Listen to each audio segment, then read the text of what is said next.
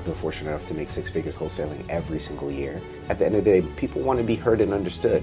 If you hear people, you understand them, even if there's other realtors, other wholesalers, other competitors, information online. I am a perfect example of that, right? That you can do great things and close deals without having a big budget. Shakira says the hips don't lie, and I'm only here to tell the truth. It's really about your money mindset at that point and what you believe that you deserve. That'll determine more than anything what you can make. I never did salsa dancing before, but now I'm a professional. Even though I never did wholesaling before, I realized that if I connect with the right coaches, get the right information, and just apply right away, I can get good at it.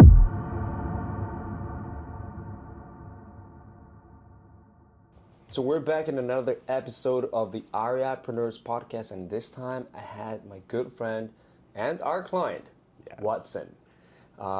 What's going on, brother? Man, it's a pleasure to be here and meet you in person. I love it, man. So there's a few things I want to talk about you, and people need to hear this because you've been closing consistent deals with a paid ads marketing system. And I know you have other things going on as well. You're a wholesaler. Yeah. You, in the last 3 months, only from paid ads, you've closed over $50,000 in cash. You have contracts of more. There's a lot more in the pipeline. Absolutely. Yep. But you've also been at this game for some time now, and you are one of the top Jeremy Miner students and John Lalande students, who is a partner of Jeremy Miner. And Jeremy Miner is a big guy in the game, in the space of sales. Very true. Very true. NEPQ, right?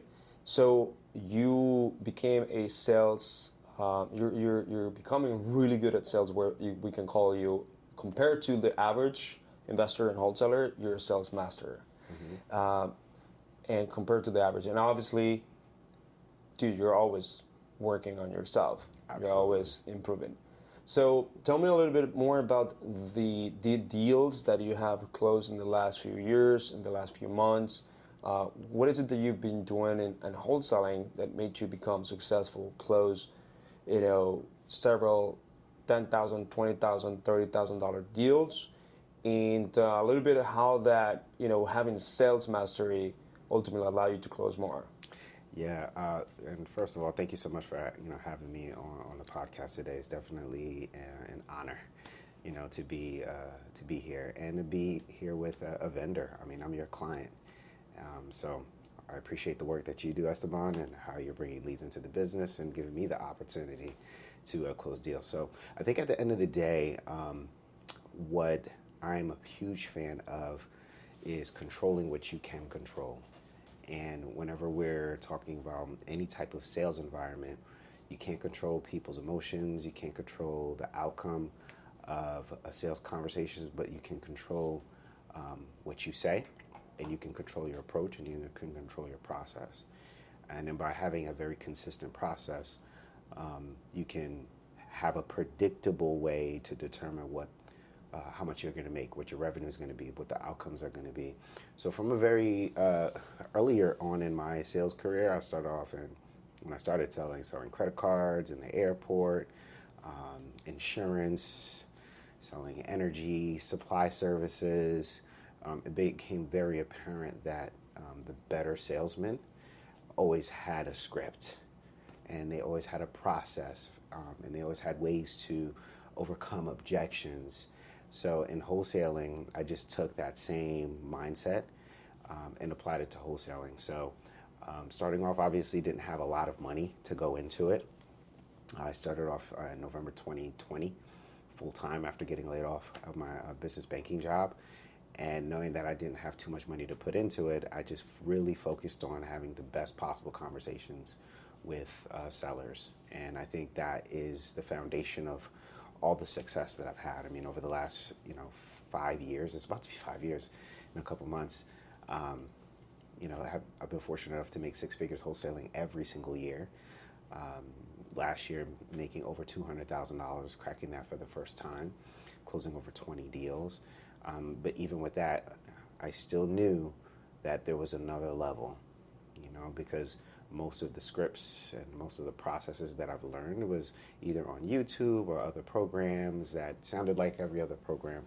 And that's when really going into Jeremy Miner's seven. Like the common thing is, cover motivation, cover time frame, condition of the property, and then price. Yeah. It's called the 4 pillars. And if you don't have a sales process, that is a good foundation to start. But then what you'll find out really quickly is that you'll get into very logical-based conversations and price-based conversations with your sellers, and you're uncovering the problems, but you're not connecting that problem to a solution, or you're not creating what Jeremy calls that gap, right?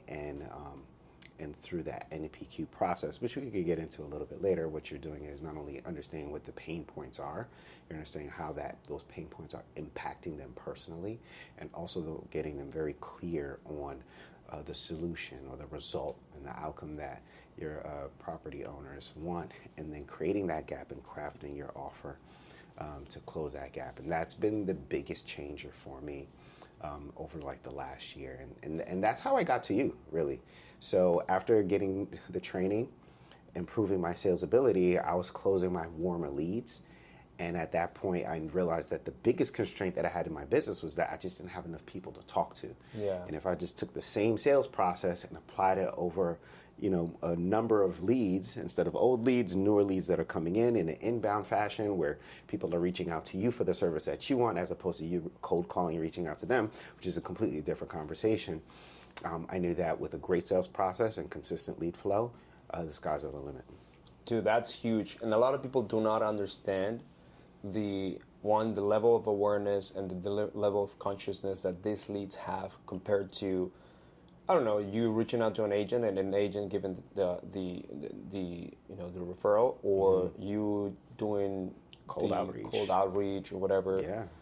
The level of awareness and consciousness of these sellers, of these leads, are so different that your approach to the conversation needs to be very different too. Yeah. It's a different conversation because you want to have conversations with people who need what you have to offer, right? That is, in essence, in my opinion, the purpose of marketing, right? To sift through the world of people who have needs and find your audience, the people that you can serve at a very high level, which isn't going to be everybody, right? But if you can identify your ideal client, and in this case, it's distressed homeowners in a neighborhood or a market that you're familiar with and you do business with, and just forget about everybody else, and you get really good at what you do, you can definitely close deals, as opposed to just reaching out to people where if they do a deal with you, it's more them helping you because you're looking for business, as opposed to you helping them where they're calling in to get the service that you have to provide. It's a completely different conversation. Obviously, the conversion rates are going to be higher when people are calling in or filling out online forms.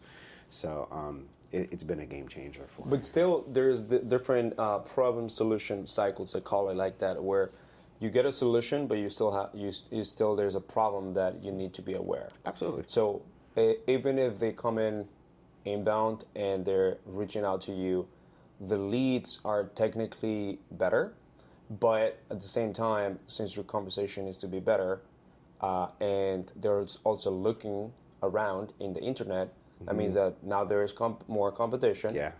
Now there is people that think that they know it all and they're educated. Yep. There are people that they want in the high price or whatever. Very true. There's also people that just they have been burned before by other people. Right? Absolutely.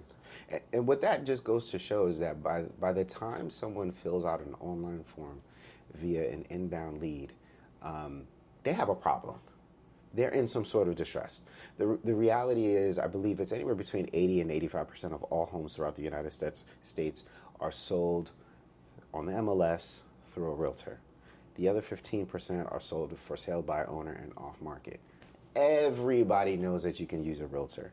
Everybody knows that you can sell the house on your own, right? And now everybody knows about wholesalers, right?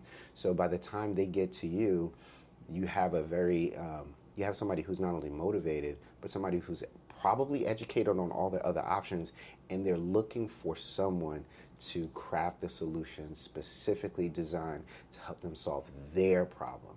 And I think that if you approach it that way, you can have all the other competition in the world, but at the end of the day, people want to be heard and understood. If you hear people, you understand them, even if there's other realtors, other wholesalers, other competitors, information online, you getting to know someone intimately and understanding what that problem is, what their solution is, creating that gap and crafting your offer to help them close that gap, you'll win every time, every time. Yeah, 100%. You did a masterclass in front of the sub two committee in Broward, Yeah, right? yeah. And that was in Miramar, and that was really, really good. I think listeners of this podcast need to go to the YouTube channel and actually look at it, because it's being posted there. And if it is not posted, just like let me know in the comments, or like let me know, and I'll definitely send it to you guys.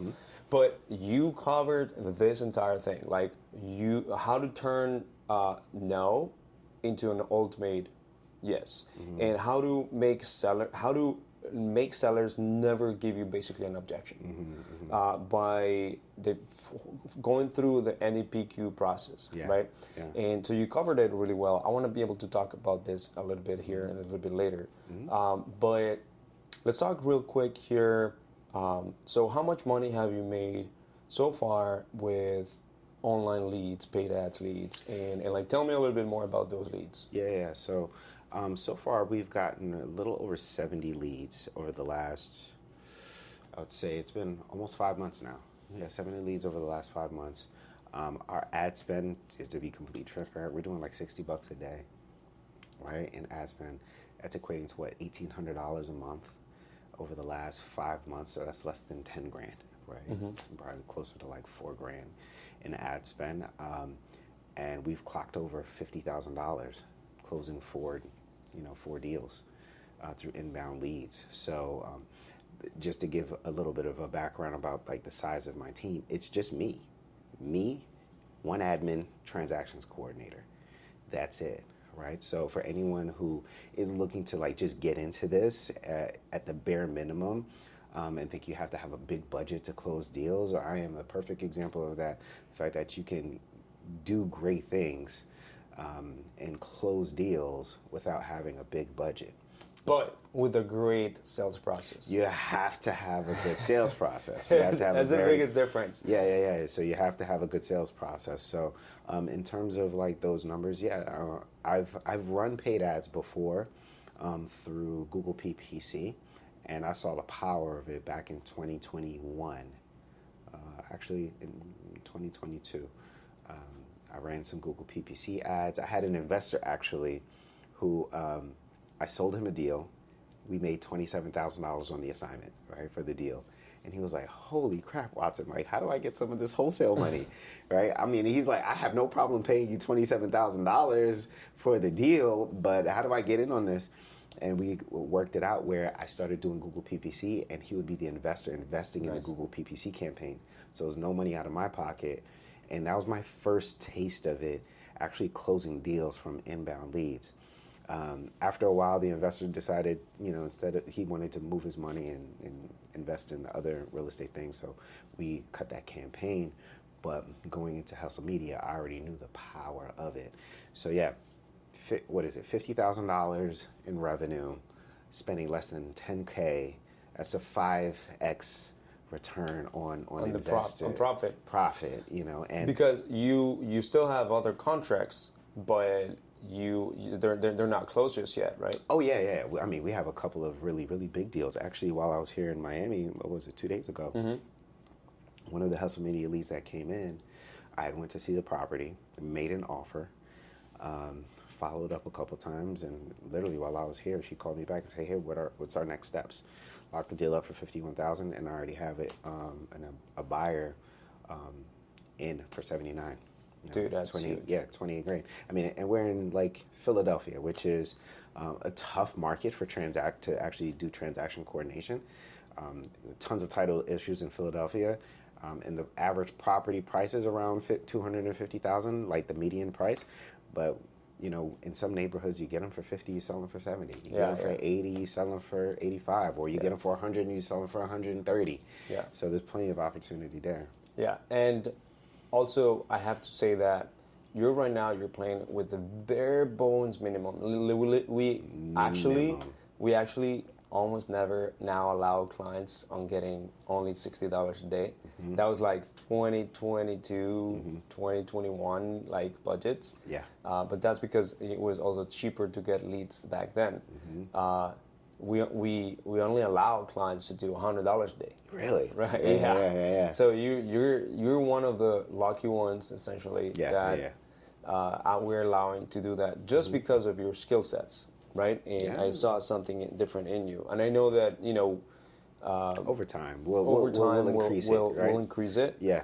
But in order for me to do a better job on setting better expectations with clients, I need to give them enough volume, because if there's no volume, depending on the market, with only $60 a day, they'll go crazy because low volume, and then they don't have sales skills, and I need to be able to play that balance, right? Yeah. So while we get them better in the sales, like our job also as an agency is we're marketers, right? Yeah.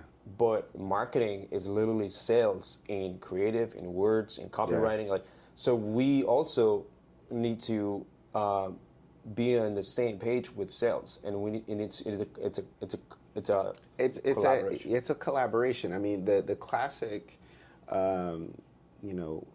quote is you can take a horse to water, but you can't make him drink. Like, marketing is taking the lead and bringing them to the water. Right, the sales ability is having that horse and convincing them that this water is good and you need to drink it. Yeah. Right, and it goes hand in hand. So, at the end of the day, you can do a great job as a marketer, but if someone doesn't have a sales process, then leads are going to waste. Yeah, 100%. So I want to meet Watson before real estate, and you're also a professional dancer. Yes. Salsa dancer. Yes, sir. Which is it's actually a very tough dance. Salsa is very intricate. Yeah, it is intricate. Yeah, very technical. Even some Colombians that are born in Bogota struggle with it because it's not hot weather, and so they're stiff. They dance like white people. So, but like, oh my gosh, I mean.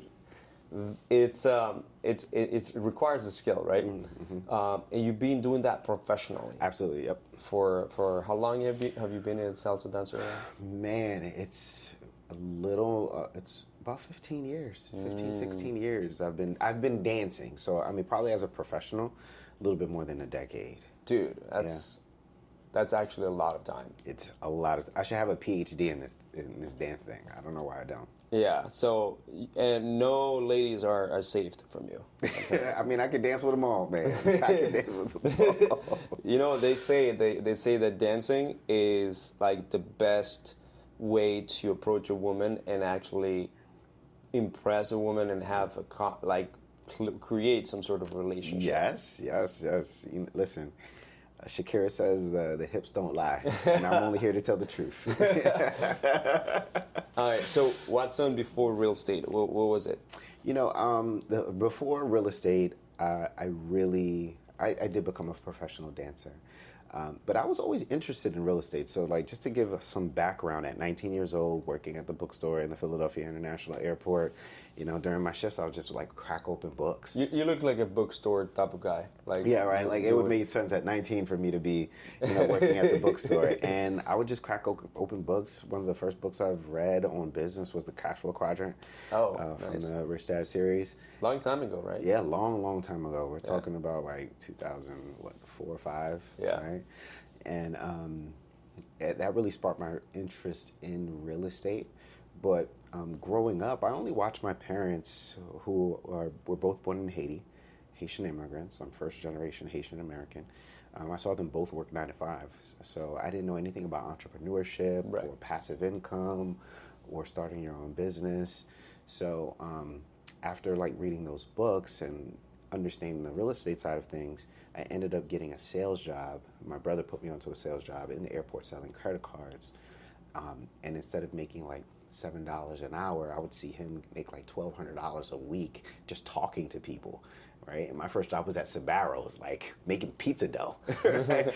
And like working at coffee shops making espresso shots. So I'm like, you mean I don't have to like carry things or make pizza dough or serve coffee, and I could just talk to people and make money? So then that's how I cut my teeth in sales. And over the years, I realized, hey, look, if I have a script and I'm able to overcome objections, because think about it, in the airport, people are not coming in for a credit card. So within 1 minute, I'm getting people's income, Social Security, and signing up for a credit card with this high interest rate. You know, I have to build rapport quickly. So life before wholesaling consisted of me learning that with sales, you can control your income. I felt as though I had so much control and potential. Like the better I got at sales, the more money I made, and I could disconnect my income potential from time, how much time I spent on something. If I had better conversations with people, I would make more money. And then, you know, the salsa dancing came along with that. So I was in sales and I'm dancing. And that was pretty much my life, between credit card sales, energy sales, working in banking, you know, for a couple of really big financial institutions as a relationship manager, business banker, and really crafting a career around connecting with people, being a better communicator to influence people to make decisions that improve their lives and their situations. So because of sales, you've always made six figures every year. Well, I mean, when I was full-time in sales, and that's part of the reason why I even got into wholesaling, because working for a bank or working for these credit card companies, your income was capped. And wholesaling, you know, it is what it is. You make what you want. Yeah. Right? So if I negotiate a deal, if there's equity in the deal and there's no mortgage on the property, if you find your client's needs, you can make $10,000 or $20,000 or $30,000. It's really about your money mindset at that point and what you believe that you deserve. That'll determine more than anything what you can make. So, you know, there was the sales piece, you know, prior to wholesaling that I brought into wholesaling. But I'm a salsa dancer, and there was something very significant about me being a salsa dancer outside of like just shaking my hips at the club, right? But it really helped out my wholesaling because salsa dancing taught me how to learn. Right? And I never danced a day in my life before salsa dancing in my early 20s. And I realized really quick that if I take lessons and I put myself out there and I'm in front of, and I take what I learned and apply it right away. I would go to class on a Wednesday evening, and on Wednesday night, I would go to the club and I'd practice what I learned. And I took that same mindset, understanding that, hey, look, I've never done wholesaling before, but if I take this workshop, if I watch this YouTube video, if I enroll in this course, if I, you know, have this coach, I can just take everything that I've learned. And because I never did salsa dancing before, but now I'm a professional, even though I never did wholesaling before, I realized that if I connect with the right coaches, get the right information, and just apply right away, I can get good at it, which is what I did. Who were your first coaches or the coaches that you've had in wholesaling? In wholesaling, so I started off with my local real estate investment association. It's called the Better Than Success Real Estate League in Philadelphia. And, you know, I'm a firm believer that in order to get success, you have to connect with the people who are actually doing business in your market. So find the people that are one step ahead of you, right? Or several steps ahead of you, connect with them, get their expertise, and just apply what they do. So through the Better Than Success Real Estate League, there's a OG wholesaler. His name is Jabbar Fairweather. I learned a lot from him. They actually had a course, like a 1-month course that I took. And that's how I learned about the back end of what does it take to run a 6-figure per month wholesaling business. And I just took what I learned. And although I didn't start earning 6 figures a month right away, but I had a framework, something that I can confidently do simply because, you know, I saw people already doing it in my market, and I just copied and pasted what they did. It was a 1-month course? Yeah, it was a 1-month course every single Sunday. These wholesalers, it was like 3 it was in person? It was virtual. Oh, it was virtual. It was all virtual, yeah. We'd be on for like maybe 2-3 hours. So tell me the few steps, if you can explain it, Yeah. the entire NEPQ sales process. Let's dive into it. Yeah. So NEPQ stands for Neuro-Emotional Persuasive Questioning, right? So the way that I think about the process is how to engage with the the human being, right? The mammalian part of the brain, right? In a very emotional state, because people make emotional decisions. Uh, in a sales environment, most of the decisions are made because people just feel like making the decision, and how to tap into what's going on in their brain, what's going on in their emotions and how they feel, and how to craft persuasive questions in order to make that happen and influence and shape behavior in a way that that benefits your prospect. So my philosophy that sales is simply the art and science of having people do something or influencing people to do something that's in your best interest as a salesperson for their best interest as a prospect, right? And crafting that solution. Yeah. Yeah, that's look. Sales to me is ultimately the art of truly understanding what people really need and actually helping them with something that is specifically for them. And for example, I just literally had basically a sales conversation with my girlfriend's mother because she's going through a tough situation, and you know, no one. She says no one is listening to me. The doctors are not listening to me. These doctors are not good salespeople, by the way. The doctors are not listening to me. And then I need to get better in my health, and then I listened. Of course. What was going on, the issue. Yeah. And then I wanted to like see their desires, like where she wanted to go. So like she started seeing it, like this big gap. And then I know, for example, a doctor in Mexico that does self-generative stem cells. Yeah. Oh, that's cool. And she before actually was telling me like, hey, she would never consider going to Mexico. Yeah. But as I was asking her questions, she ended up being she felt understood. Heard and understood. Heard and understood. I got things out of her that she's never actually told anyone, and That's not agreed on doing that, such as traveling to another country. And that's it. When I presented the potential solution, the possible solution, she's like, I'm not opposed to it. You know what I mean? Opposed. You're shaping thought and behavior by helping people. By putting people in a position where they feel heard and understood. Yes. Right. So back to your question about the framework for NEPQ, it really is. There's several phases to it, right? So going into the method, first phase is the connection phase, the rapport phase. Second phase is the situation phase, really understanding like what's going on with the customer, and then creating that seed of doubt as to why they're on the call and how we could potentially help them.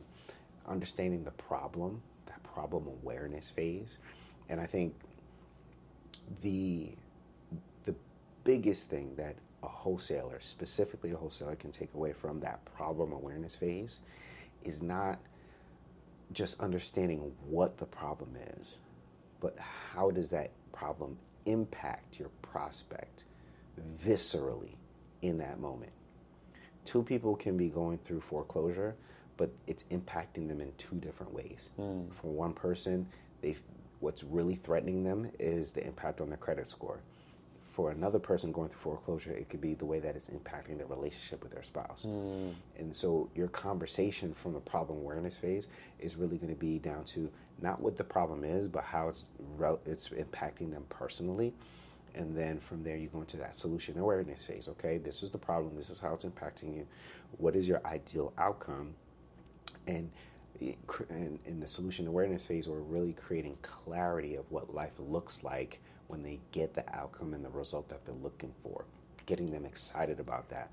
The one phrase that comes up a lot of times during our coaching calls with John is future pacing, right?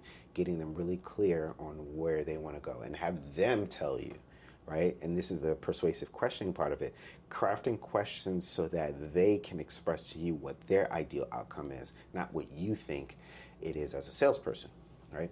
And then from that solution awareness phase, you get into some consequence questions to create some urgency, and then you just make your offer, and then handle whatever objections comes after that. But in all honesty, I've realized that if I go through those phases correctly, the connection phase, situation phase, problem awareness, solution awareness, and then just crafting my offer and presenting it appropriately, what'll happen is I'll overcome objections throughout that whole entire process, where by the end of it, sellers are selling themselves. Yeah, yeah.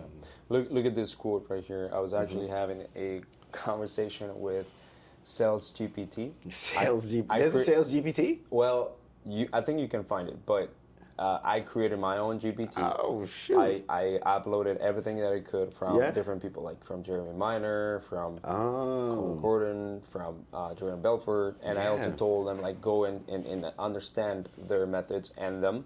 So I actually talk with ChatGPT sometimes when I can't explain something to my salespeople, my closers, or I want to tell them something, and so I go to Sales GPT, that like actual coach basically. And I'm able to like frame it better. So because look, I'm not like a natural salesperson. I had to learn it. I have a very logistical, analytical mind. It comes from engineering, from the way that I do things, the way that I think, you know what I mean? Very analytical. Listen, just hanging out with you for the last couple of days, I realized that. Like, you are very straightforward.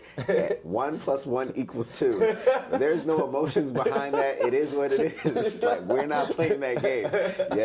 So you need some finesse. We need to install some finesse and some NEPQ into your process, bro. I need to. But learning sales have allowed me to unlock all of these things. Yes, you know what I mean? So there's this quote: people don't take action based on logic. They move because of contrast and clarity. If we don't frame value, they'll compare, this is for a question they'll compare us to any other person that can actually do the same thing as you. That's true. That's true. People, I mean, the thing is, when we're, especially in the wholesaling space, we're not selling real estate, right? We're not buying and selling real estate. We're buying and selling changes of behavior, right? And that's really the game that we're playing.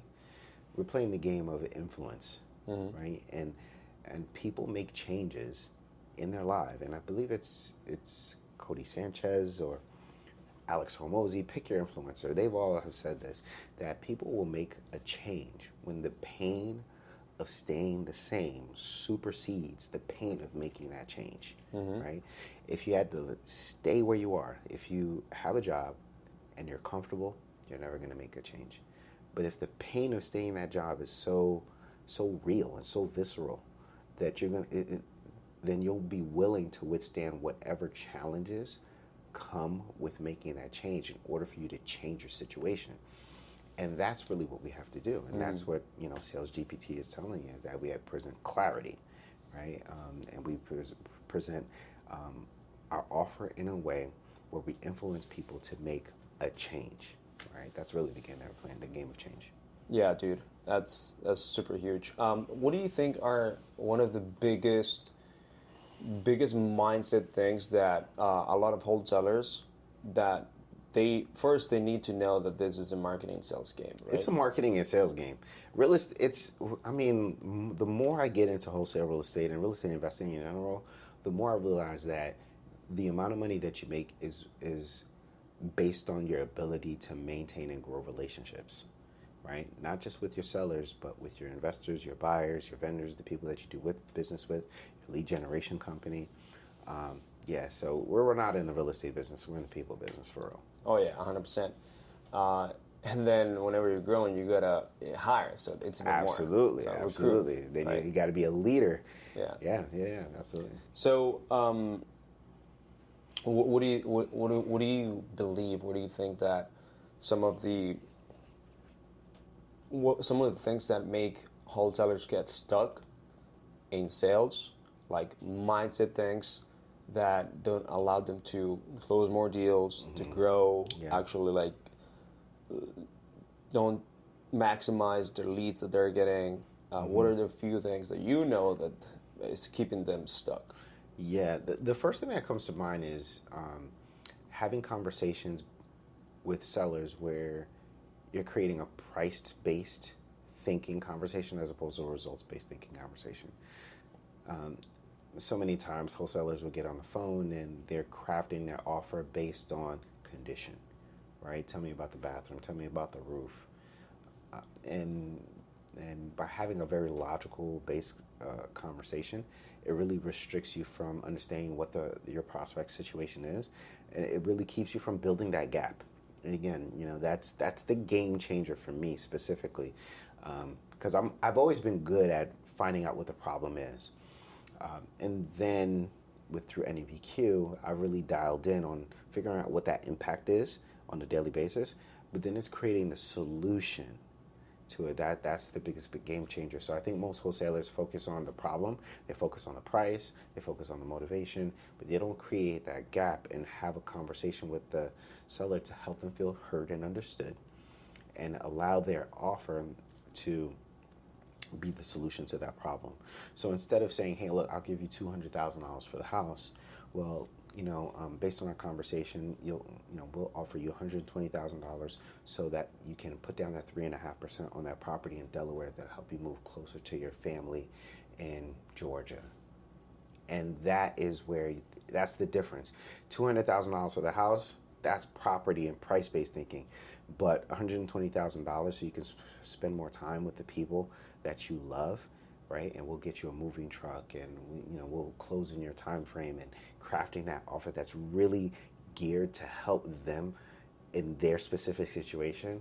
I think most wholesalers are not having that conversation. They're having the $200,000 for your property conversation. Yeah. I see that a lot, man. And so a lot of, for example, ex-clients that obviously are not here anymore, or they just decided to like stay the most minimum amount. They go through these things. They are not able to overcome. It's a lot of paradigm shifts that they need to do. That they're unlocked based on ultimately believing and changing a behavior towards those specific things and acquiring that skill. In sales, because that's what's going to, at the end of the day, close more deals and help the seller. Yeah. I think a lot. The second response I can say to your question is that most wholesalers are playing a numbers game.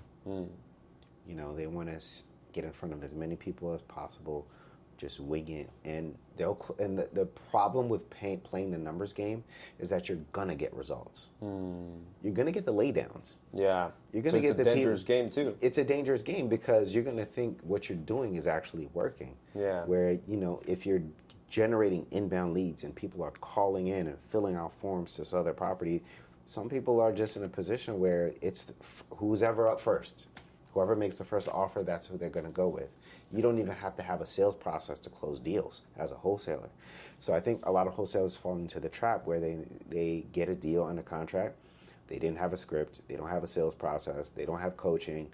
And then they say, okay, well, this is what I'm just going to do to continue to get deals.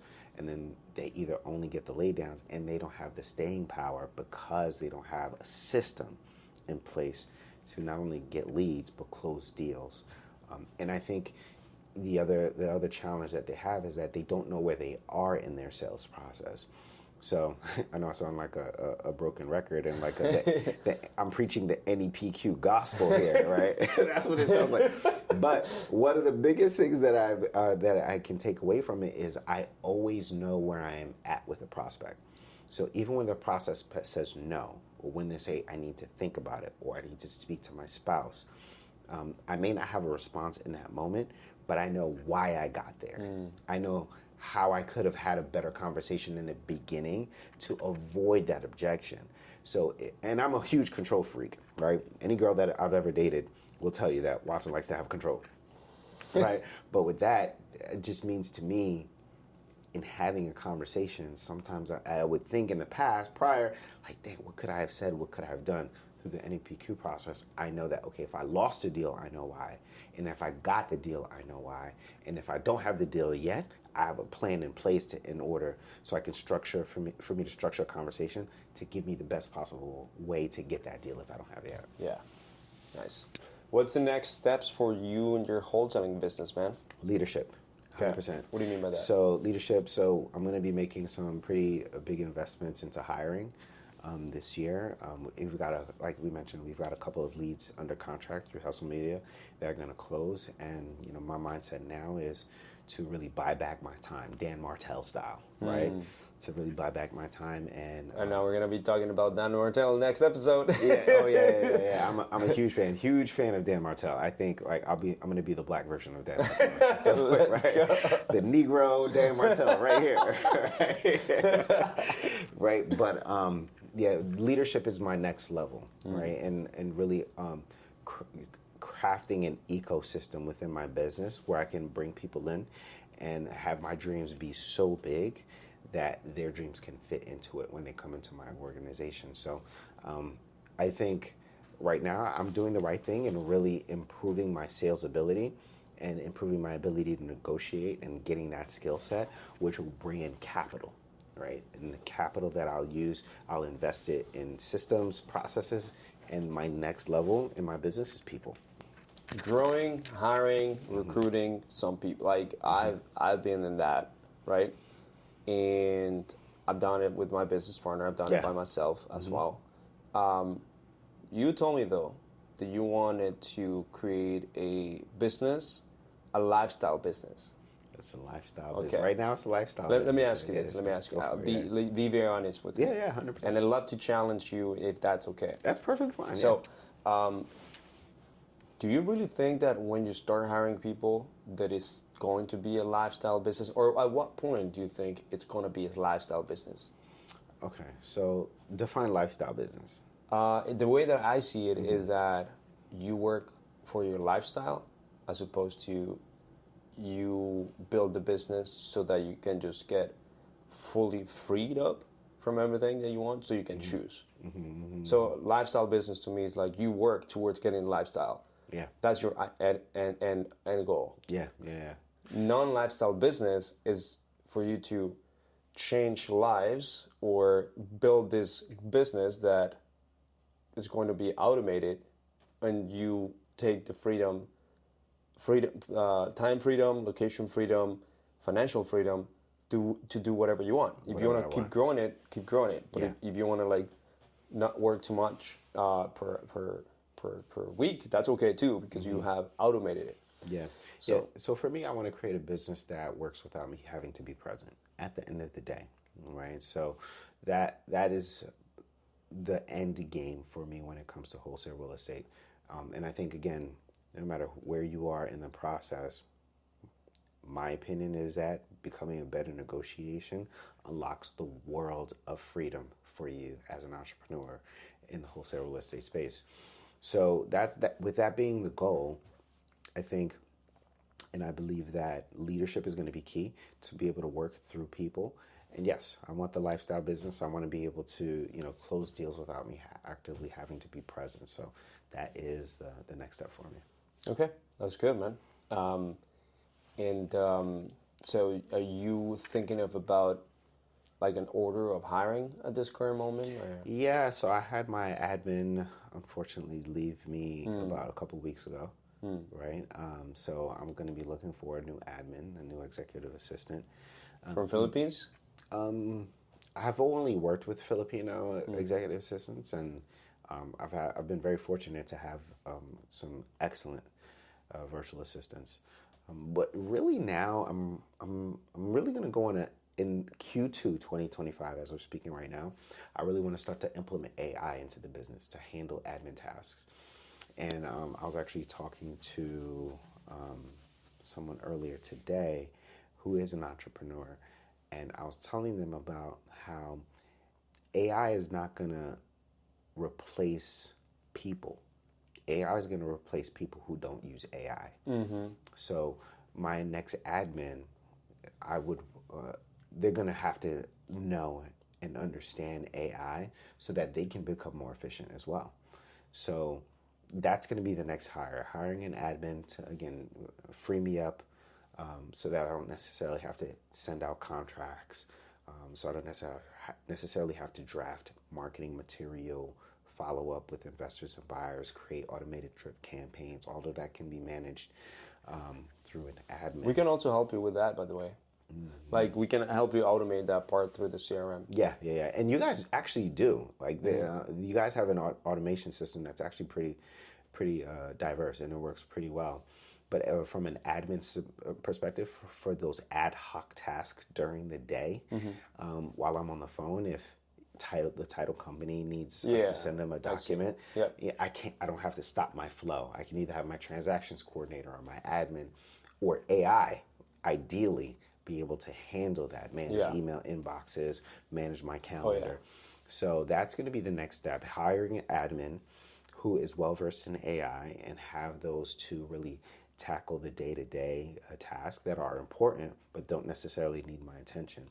And then from there, it's really leveling up the sales force for me through lead management and acquisitions management. So once I have the admin tasks done, lead management, acquisitions management, and I think once I get that locked in, I'm gonna be coming to Miami a lot more often. We gonna be on the beach, bro. Deals will get closed. We'll be on the beach. Let's go. Let's go. Are you in Joan Lalande's mastermind for this, or who are you? Well, the great thing about being a part of his coaching program, they under-promised and over-delivered. Oh, really? Nice. Yeah, they did, because I joined only for negotiations, only to have better conversations with sellers. But there are 5-6 calls a week, every single day. That's a lot. Sometimes 2 calls between dispositions, marketing, setting up your ad campaigns for yourself if you want to do that. There's an owners only call to talk about leadership and hiring and how to make those decisions. So it's a very comprehensive program, really just not on how to negotiate better, but how to scale your business. Because that looks good. You know, I didn't expect that, but it's been a game changer for me, because I'm learning things about the business itself that I didn't know beforehand. Nice. That's good, man. Well, thank you for being here in the podcast, brother. No problem, man. Listen, coming to Miami. If you are a client and you're listening to this, you can also come to Miami. Come through. We don't take everyone, but if you dance salsa, listen, I might go to Ball and Chain tonight, man. Shoot, yeah, I might be out here dancing. Yeah, and you know, who knows? I might go to Philly at some point. Yeah, man, you're more than welcome to come to the city of brotherly love. You know, I'll treat you. Sounds good, brother. Yeah. Thank you so much. If you listen to this podcast and you loved it, you got value out of it, it only takes about 60 seconds for you to share this with anyone in your circle. Also, leave us a review real fast, whether that's in Spotify, whether that's in Apple Podcasts, or give us a comment in YouTube. And find me on Instagram, because I'm only on Instagram, at i.m.watson on Instagram. Or you can follow me on LinkedIn as well, Watson St. Solding. Yeah. And you'll find the Covenant Real Estate Investment Group there. I love that. And we're going to leave the Watson's training video that he did for Sub2 in the description below. So hope you guys love it. Hope you guys love this conversation. Let's keep having more of this conversation, guys. And this is our Entrepreneurs Podcast. Let's go.